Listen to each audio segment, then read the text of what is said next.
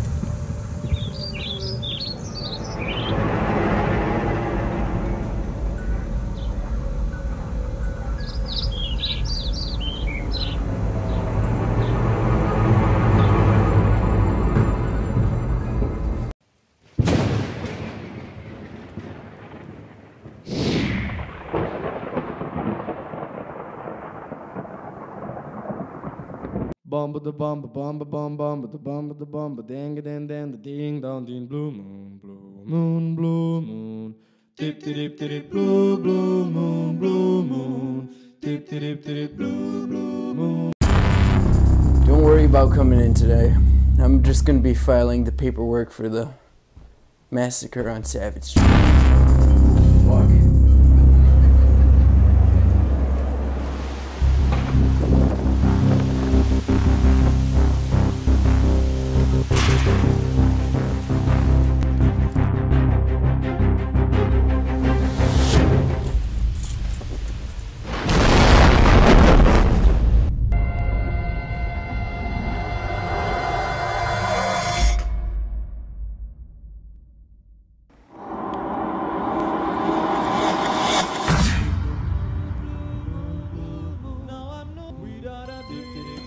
Look, what you need to know is, I think this building is haunted or something, there's some demon. You need to get you and your family out now.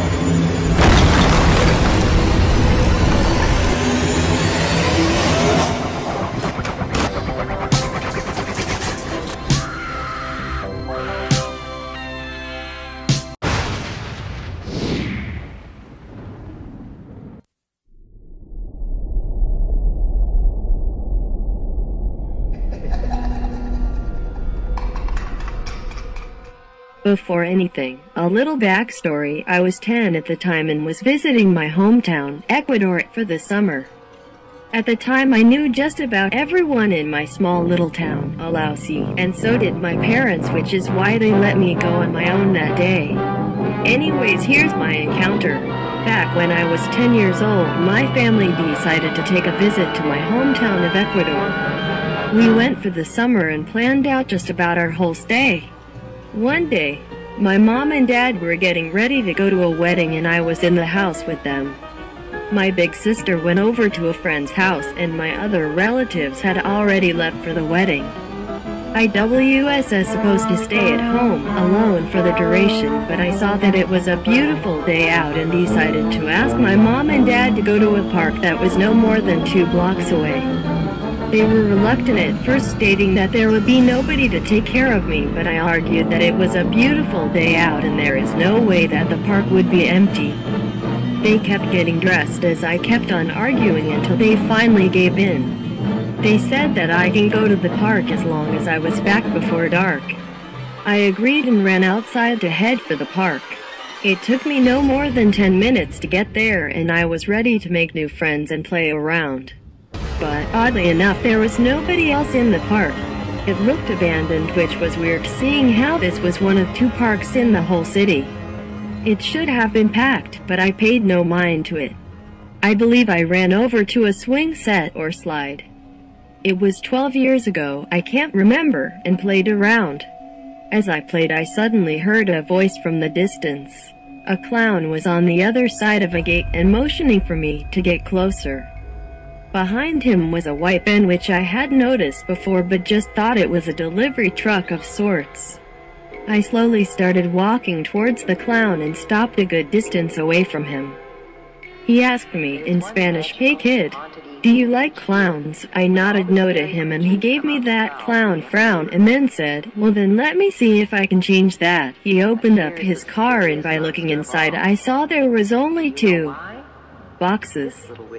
Though I wasn't sure what they were filled with, and that was it. No seats, no posters, just those 2 boxes and then complete emptiness.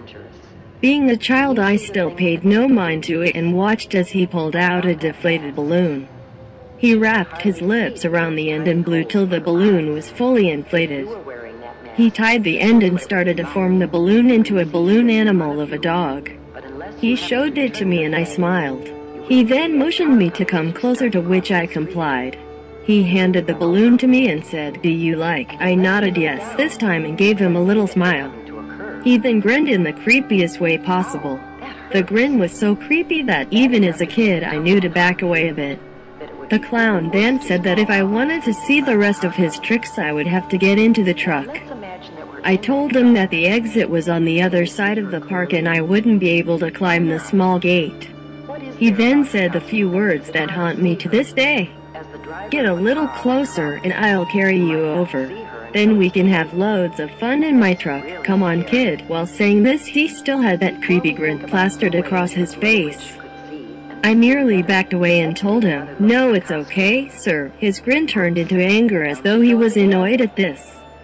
He placed his hands on his hips and said to me, "Aw, but we're going to have so much fun." Right when he said that I heard a voice on the other side of the park yelling, "Son, son, I'm here to pick you up." I turned and saw a man that I recognized as a local neighbor.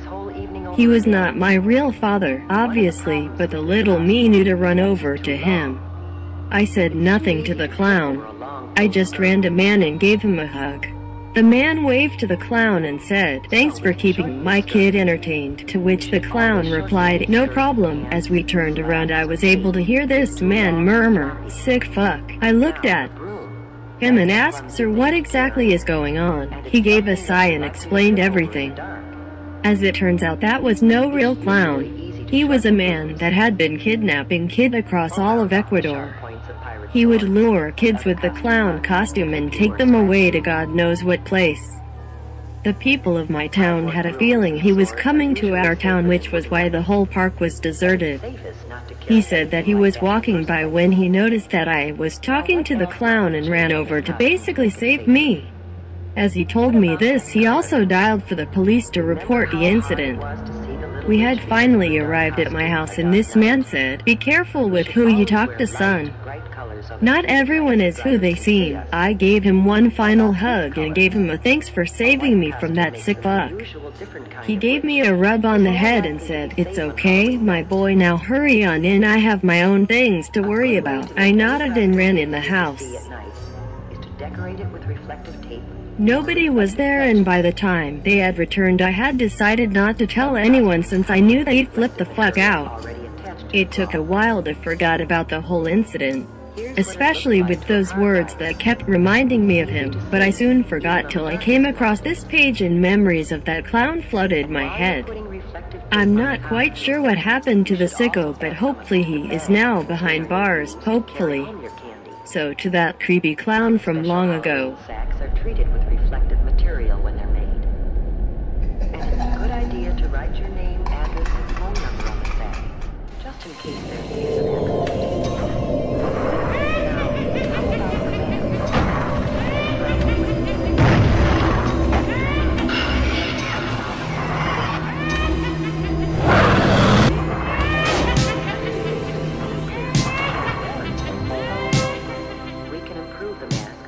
Larger holes to look out of.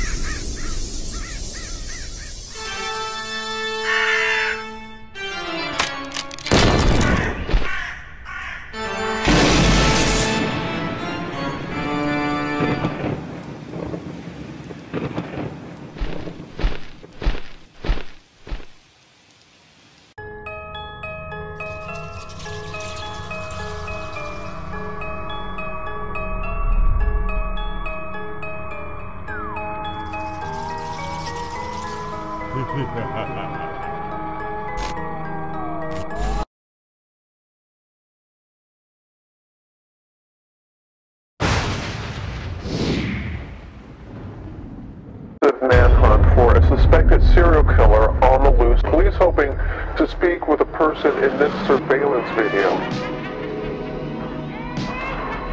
Wearing a hood on the night of the first killing, not releasing much information about evidence.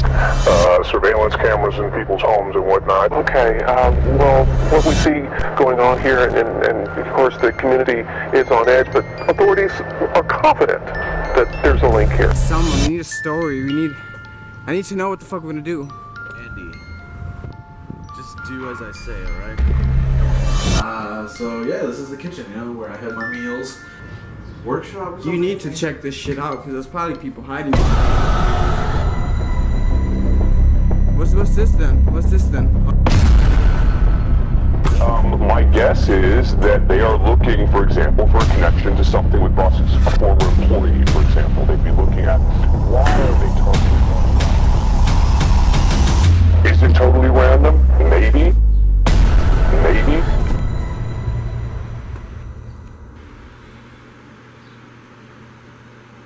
Maybe.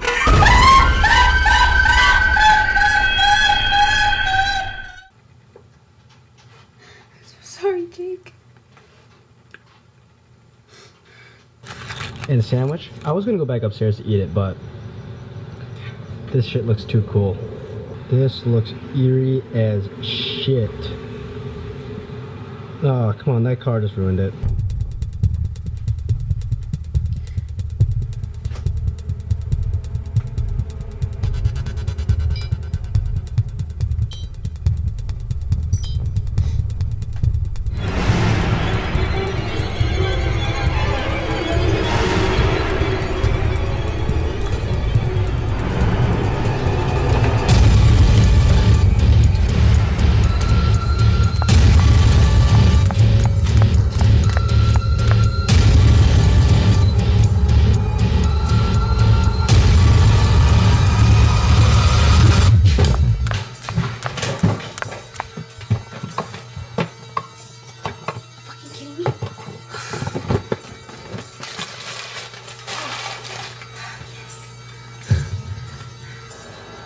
Yo, it's done.